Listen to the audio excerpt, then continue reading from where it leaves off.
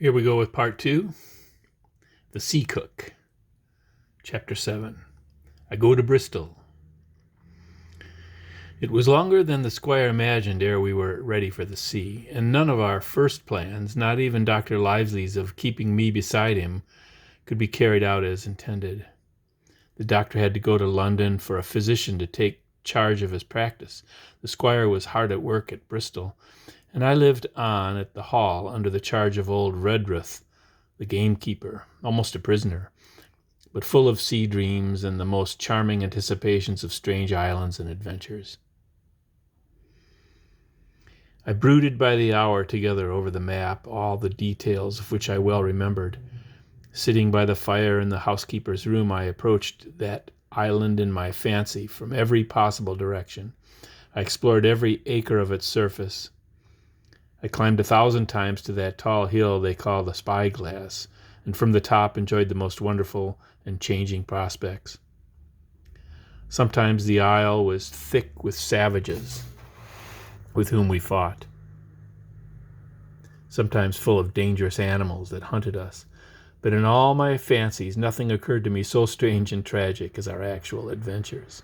So the weeks passed on, till one fine day there came a letter addressed to Dr. Livesey with this addition: to be opened in the case of his absence by Tom Redruth or young Hawkins. Obeying this order, we found, or rather I found, for the gamekeeper was a poor hand at reading anything but print, the following important news.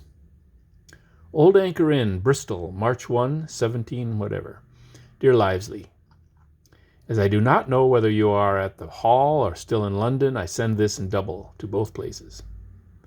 The ship is bought and fitted. She lies at anchor, ready for sea. You never imagined a sweeter schooner. A child might sail her. 200 tons. Name? Hispaniola.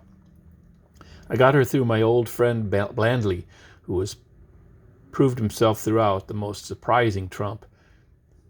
The admirable fellow literally saved my interest, and so I may say, did everyone in Bristol, as soon as they got wind of the part we sailed for. Treasure, I mean. The port we sailed for. Treasure, I mean. Redruth, said I, interrupting the letter, Dr. Livesey will not like that. The squire has been talking after all. Well, who's better right, growled the gamekeeper.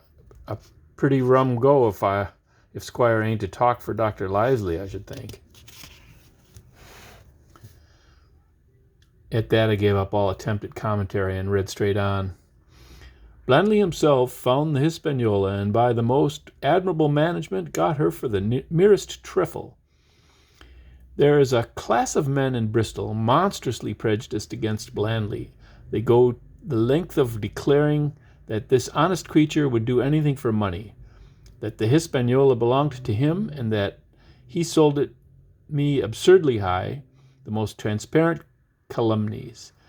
None of them dare, however, to deny the merits of the ship.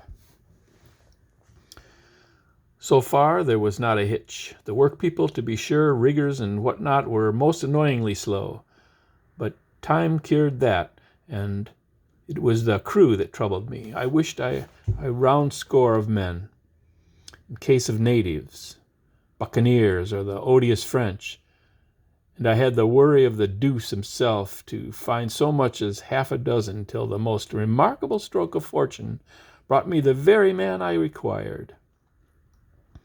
I was standing on the deck when, by the merest accident, I fell in talk with him. I found he was an old sailor, kept a public house, knew all the seafaring men in Bristol, had lost his health ashore, and wanted good berth as a cook, to get to sea again. He hobbled down there that morning, he said, to get a smell of the salt. I was monstrously touched. So would you have been, and out of pure pity I engaged him on the spot to be the ship's cook. John Silver, he's called, Long John Silver, and has lost a leg, but that I regard as a recommendation, since he lost it in his country's service under the immortal Hawke. He has no pension, Livesey. Imagine the abominable age we live in.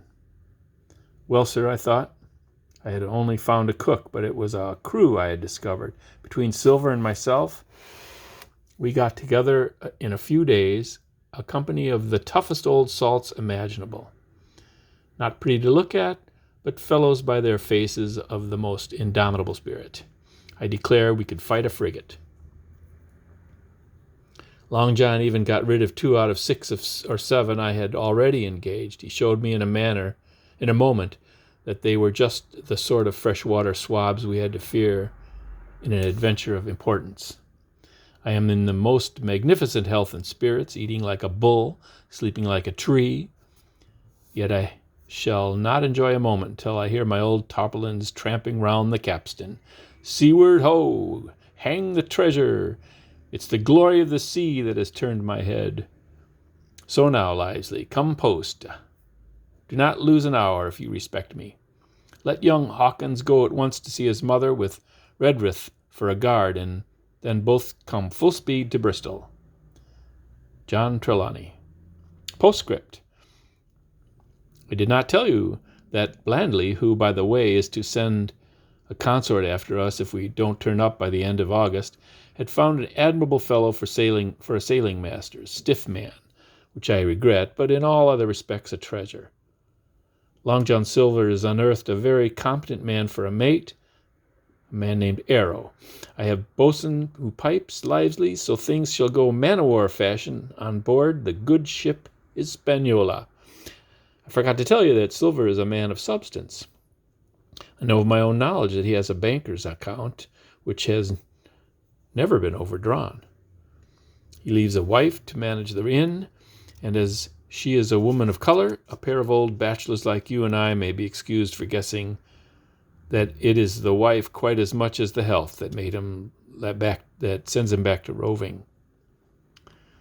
P.P.S. Hawkins may stay 1 night with his mother. J.T.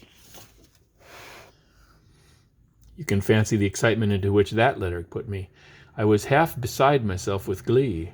And if ever I despised a man, it was old Tom Redruth, who could do nothing but grumble and lament.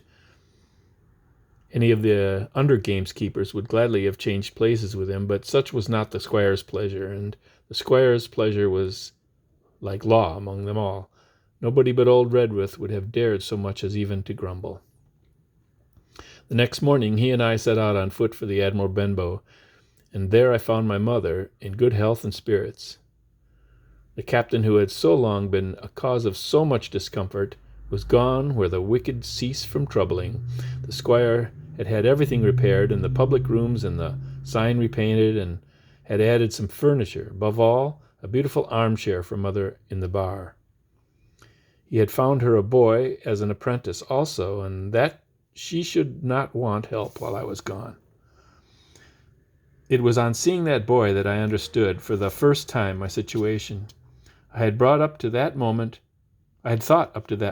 of the adventures before me, not at all of the home that I was leaving, and now, at the sight of this clumsy stranger who was to stay in here in my place, beside my mother, I had my first attack of tears. I'm afraid I led that boy's a dog's life, for he was new to the work. I had 100 opportunities of setting him right and putting him down, and I was not slow to profit by them. The night passed, and the next day, after dinner, Redruth and I were afoot again on the road. I said goodbye to mother and the cove where I had lived since I was born, and the dear old Admiral Benbow, since he was repainted no longer quite so dear. One of my last thoughts was of the captain, who had so often strode along the beach with his cocked hat, his saber-cut cheek, and his old brass telescope. Next moment, we had turned the corner, and my home was out of sight. The mail picked us up at dusk at the Royal George on the Heath. I was wedged in between Redruth and a stout old gentleman. In the spite of the swift motion and the cold night air, I must have dozed a great deal from the very first, and then slept like a log up hill and down dale, through stage after stage, for when I was awakened at last, it was by a punch in the ribs, and I opened my eyes to find that we were standing still before a large building in a city street, and that the day had already broken a long time. "Where are we?" I asked. "Bristol," said Tom. "Get down." Mr. Trelawney had taken up his residence at the inn far down the docks to superintend the work upon the schooner. Thither we had now to walk, and our way, to my great delight, lay along the quays and beside the great multitude of ships of all sizes and rigs and nations. In one, sailors were singing at their work. In another, there were men aloft, high over my head, hanging to threads that seemed no thicker than a spider's. Though I had lived by the shore all my life, I seemed never to have been near the sea until then. The smell of tar and salt was something new. I saw the most wonderful figureheads that had been far over the ocean. I saw besides many old sailors with rings in their ears and whiskers curled in ringlets and tarry pigtails in their swaggering, clumsy sea walk. And if I had seen as many kings or archbishops, I could not have been more delighted. And I was going to sea myself, to sea in a schooner with a piping boatswain and a big-tailed singing seaman, to sea bound for an unknown island and to seek buried treasure. While I was still in this delightful dream, we came suddenly in front of a large inn and met Squire Trelawney, all dressed out like a sea officer in stout blue cloth, coming out of the door with a smile on his face and a capital imitation of a sailor's walk. "Here you are," he cried, and the doctor came last night from London. "Bravo! The ship's company complete." "Oh, sir," cried I, "when do we sail?" "Sail," he says. "We sail tomorrow."